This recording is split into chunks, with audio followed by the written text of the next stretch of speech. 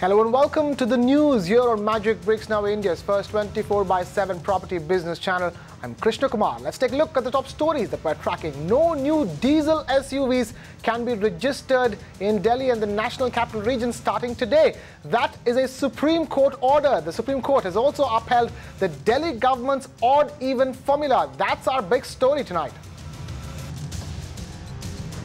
Bengaluru is the most preferred investment destination for global investors. That's from a PwC survey released today. However, India's Silicon Valley doesn't make it to the top 10. It comes in at number 12.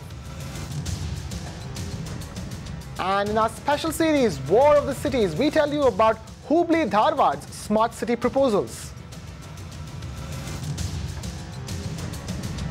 Let's kick things off with our big story, breathless in India. Your channel has been raising the issue of air pollution for some time now. Finally, someone has acted. The Supreme Court today declared war on air pollution and in an order has outlined some stringent measures to clean up Delhi's air. In a Magic Bricks Now special today, we take a look at the air pollution issue in not just Delhi, but in cities across the country.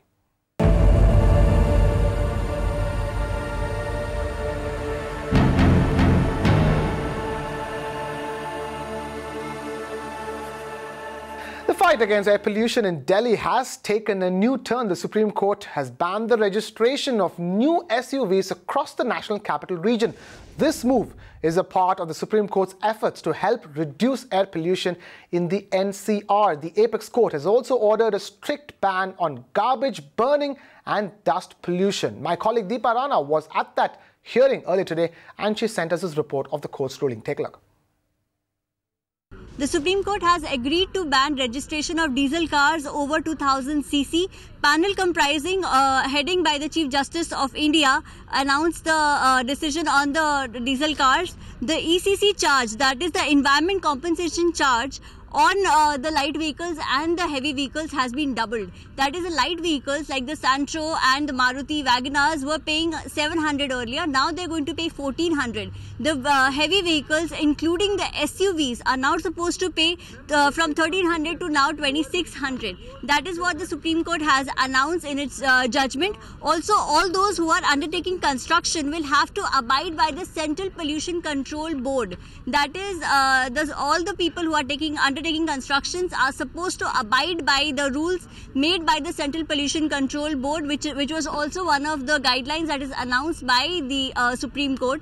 The court has also ordered vacuum cleaning and paving of roads to start immediately, which means that the dust that is there in Delhi is going to now be settled as vacuum cleaning is finally coming in. There is also a total ban on burning of municipal waste and garbage that we had earlier told you. The disposal of garbage is one of the major factors contributing to the pollution in Delhi. That has been banned totally by the Supreme Court of India. The Apex Court, remember, the Apex Court order will override all orders passed by any other court and tribunal. Now, right after that Supreme Court hearing, Deepa caught up with Sunita Narain, Director General of the Centre for Science and Environment, and asked her about how beneficial this move will be. Take a look. I think the court has recognized the public health emergency in Delhi and NCR. It has passed very important orders, and we should thank the amicus, Mr. Hari Salve, for taking the effort to bring the matter to court and to arguing it so passionately, and to make it clear to court that the issue of public health is of most importance. Ma'am, you're also fighting for the clean fuel that you're looking forward to in January. Yeah. I think in January, the two issues that will come up in court, which we have put up, is the advancement of the Euro 4 norm and the advancement of the Euro 6 norm. And it is very clear that when we get clean fuel across India, that is only when we will get better technology and the right to breathe across the country. And even today, when you get trucks moving from north to south, they are using dirty fuel, and that is important to stop. So I think the court will listen to that. The court will also listen to the matter of the closure of Badarpur Power Station, which is another issue we have taken to court. And just a confirmation that this judgment has come only for Delhi or for Delhi and NCR? It is for Delhi and NCR. And you believe that these kind of stringent measures should be required in other cities like Mumbai, Pune as well? Absolutely, and I hope that their people will take it to court as well. Now, Deepa also caught up with Wasim Kadri, advocate to the Delhi government, about the Supreme Court's ruling. Listen to what he had to say. Supreme Court has first of all appreciated the efforts of all authorities. They have submitted before the court with unanimity. Therefore, Supreme Court has appreciated it.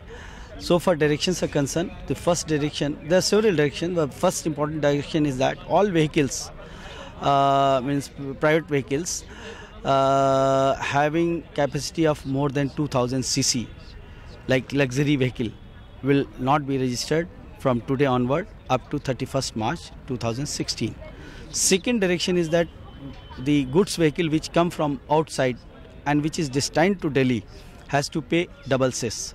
Third important thing is that the goods vehicle which is older than which is registered in 2005 or prior to that will not be allowed to enter in Delhi. So these are important issues. Third important issue is dust and burning of the solid waste. About solid waste, court has given direction that all the authorities should stop it immediately, whosoever, all authorities. And so far dust is concerned, the authorities which are concerned authorities like MCD, NDMC, DDA, they have been given direction that these construction sites should be closed and they should see that dust is not spread by them. And so far the dust on the road is concerned, about that court has directed us to implement it by 1st April 2016, because we have to procure vehicle, we have to procure machinery for cleaning of the dust on the road. Do you abide by the Delhi government's formula of odd and even? Do you think that... Yes, it was submitted before the court, and court has said that who has stopped you, it is within your domain, you implement it, let us see whether it is successful or not. Now, even as we talk of Delhi's rising air pollution levels, Bengaluru is not far behind. The city has high levels of minute particles, and the biggest culprit is vehicular emissions. What is Bengaluru doing to address this issue? Well, the BMTC, or the Bengaluru Metropolitan Transport Corporation, is looking to set up an intelligent transport system in the city. What is this system all about? Amita Balachandra has the details. Take a look. Delhi's odd-even plan to address air pollution in the city has led other cities to draw up its own plans as well. In fact, Bengaluru is looking to revamp its transport system through an intelligent transport system that will be implemented by the end of this month. BMTC officials tell us that this system is going to have real-time tracking of buses via GPS. It will also have a mobile application which will give all of the information regarding buses on this application. That's one. Second, 10,000 electronic vending machines have already been installed in order to be able to facilitate this system. Third, of course, which is very interesting, is that there is going to be a prepaid smart card. This is quite interesting, especially because it works like a prepaid wallet, wherein you can store some cash and use it as and when it is required. But what is also interesting is that you can use this same card in retail outlets. So it works like a 2-in-1 card, which will be implemented by the first week of April, because BMTC officials tell us that there are a couple of approvals that are pending, and it will require at least 6 months for those approvals to take place. What the kind of investments that have gone in, of course, is that they tell us that the tender has asked for 1% of the entire revenue that BMTC is incurring per month, which is roughly about 160 crore rupees.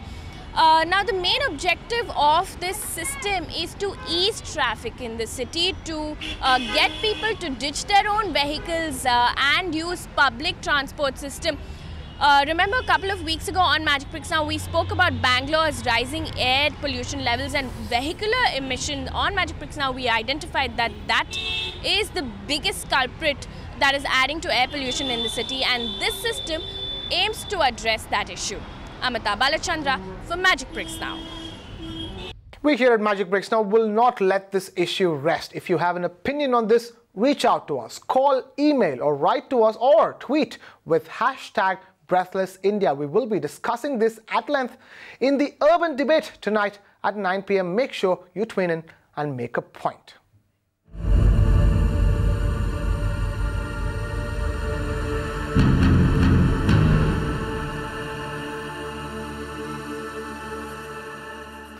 Now here's some good news from Bengaluru. Then Bengaluru has emerged as the most preferred destination for global investors. Though India's Silicon Valley doesn't make it to the top 10 destinations worldwide, global investors rank Bengaluru at number 12, followed by Mumbai at number 13 and New Delhi at number 16. These rankings are courtesy data from PwC's latest investor survey, Emerging Trends in Real Estate. My colleague Disha Shah gets us the highlights of that report.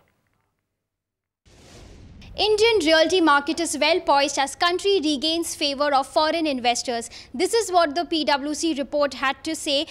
They launched today on the Emerging Trends in Real Estate 2016. The survey conducted by Urban Land Institute and PwC highlighted that amongst the core top cities in India, Bangalore emerged as the real estate capital of India as it overtook Mumbai and other core markets in the year's rankings to become the most attractive and most preferred investment destination in India. The report also highlighted that after Bangalore, Mumbai and New Delhi were the preferred locations, where Bangalore ranked at the 12th position, Mumbai and New Delhi ranked at 13th and 16th position respectively.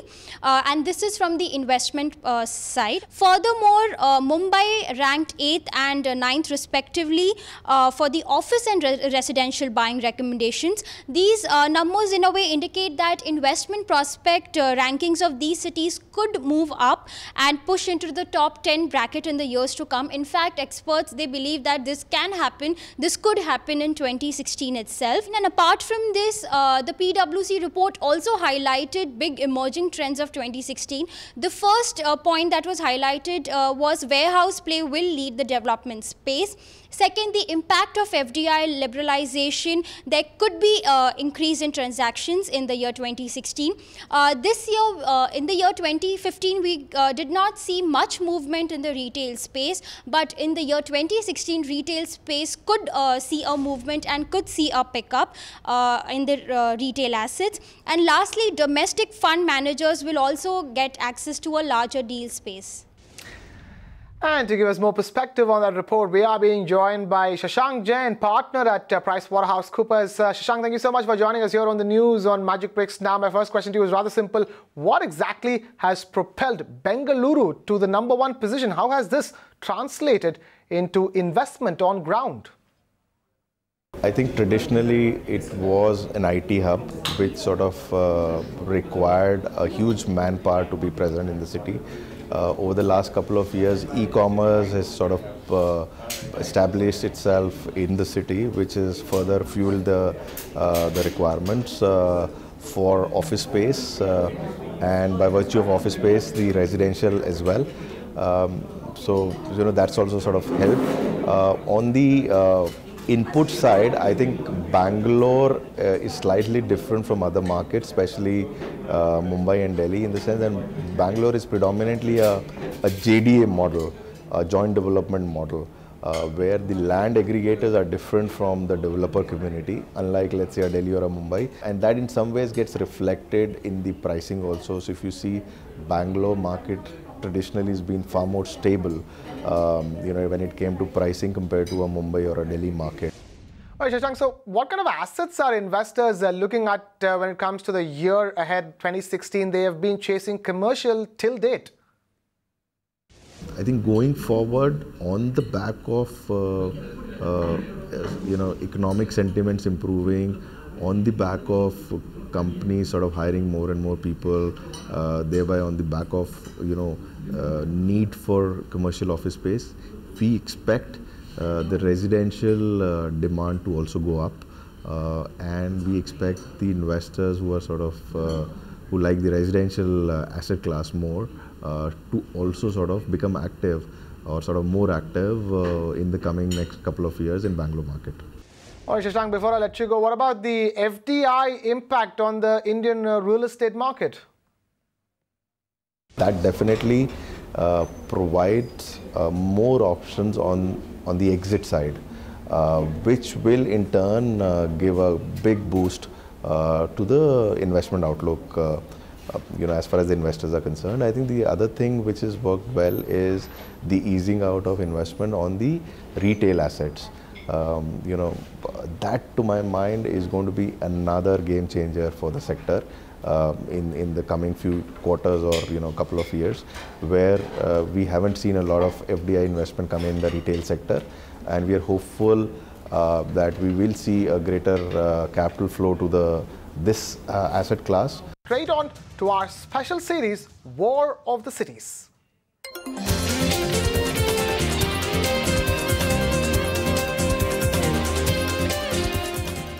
And the deadline is up for that, and 85 of 98 cities have submitted their proposals to the centre. Out of that list is Hubli, Dharwad, twin cities in the state of Karnataka. What are Hubli and Dharwad's plans to get smart? Joining me on the phone line is the Municipal Commissioner Noor Mansoor of these twin cities.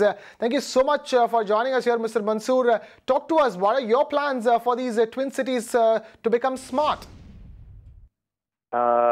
Thank you very much. And we have our plans for Hubli Dharwad based on our strength, basically. Hubli Dharwad has a lot of, it is a twin cities, and Hubli being business and commercial center, and Dharwad is the educational hub. We have a lot of educational institutions here. We have 5 universities here. And then a lot of graduates come out of Hubli Dharwad region. In fact, Hubli Dharwad is the second biggest city in northern Karnataka, in entire Karnataka. And it is the prime educational center for entire North Karnataka. So the graduates who come out of these institutions, we want to harness that strength and resources, strength available in around this northern Karnataka, and make Hubli Dharwad an engine of growth and make a very livable and sustainable city. All right, talk to us about your focus areas. Area-based development and pan-city proposals are key criterions for this particular round. Tell us what you're doing on that front. Yeah, area-based development, we have a BRTS corridor running between Hubli and Dharwad. It's a 22-kilometer corridor where we are having a bus rapid transit system in place with the help of World Bank and state government. It's a 695 crore project. It wants to bring down travel time from 1.5 hours to 30 minutes. So it will be a high mobility corridor. We want to use that strength. And a relatively undeveloped area is there in between Hubli Dharwad. And we want to develop that area, retrofit it partly, and a new development partly. And around that area, we have a lot of government spaces available.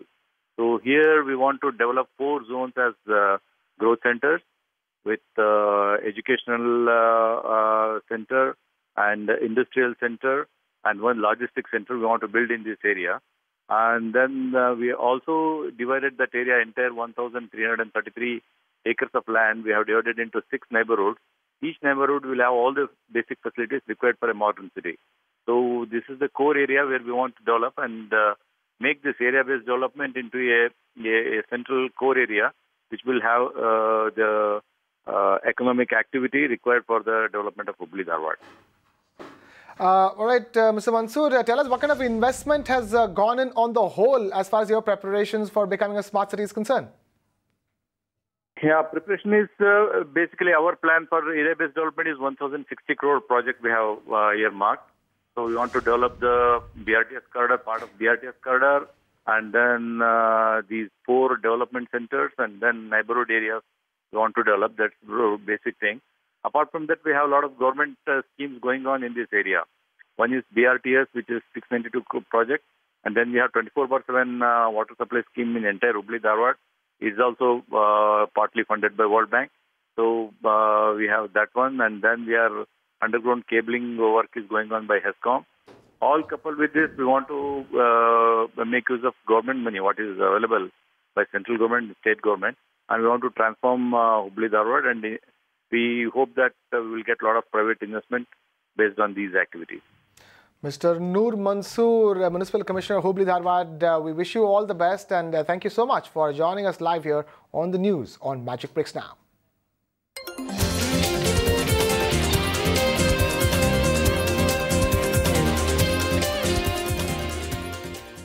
Shifting focus, and if you're looking to invest in property and have a long-term outlook, then you should consider taking a look at Knight Frank's new report. This report tells you which emerging markets are good investment bets. My colleague Suyesha Sawant sent us this report with its highlights. Take a look. Nightfrag today came out with their new report which suggests the top residential investment destinations in 2016. As per this report, Mumbai has been suggested as the most lucrative investment destination in India. Amongst the micro markets, it is Mad Marve, where the prices are likely to double by 2020 as per this report. Now, this survey has been held across 6 cities which include Mumbai, NCR, Bangalore, Pune, Hyderabad and Chennai. Of course, the Chennai market was left out today owing to the aftermath of the floods, and this market will be reviewed again in the time to come. Now, just to give you a city-wise breakdown, in Mumbai one can look out for Mad Marve, Ulve and Majivada. In NCR, one should look out for New Gurgaon sectors 81 to 95 and Golf Course Extension Road. In Pune, they suggest that areas like New Airport Road, Viman Nagar and Vishrantwadi will pick up in the next 5 years. In Bengaluru, it is Panatur, Vartur and Thani Sandra, and in Hyderabad, it is Pupalguda, Narsingi. Now, these areas have been surveyed on the basis of key drivers which include social infrastructure, job creation, land accessibility, proximity to basic amenities and the lifestyle that these micro markets can give.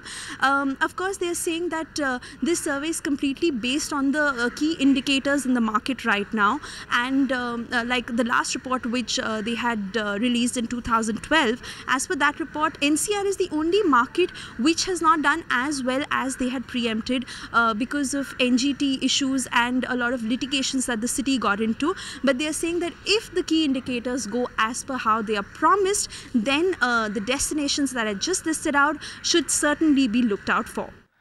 And to take that forward, we have Mr. Samantak Das, National Director Research at Nightfrag, giving us more details on that report. Thank you so much for joining us here on Magic Bricks, Mr. Das. My first question to you is, why do you think the prices will appreciate in these micro markets? The major driver for residential market or markets, the drivers are employment generation, incremental, additional, and the new infrastructure projects that are coming up. So you have to have an understanding, proper understanding of where, which destinations, which clusters the employments are coming in terms of office space, infrastructure coming, and then you have to understand the impact. So we have done that analysis across all the top 6 cities of India, and then within cities we have identified these destinations.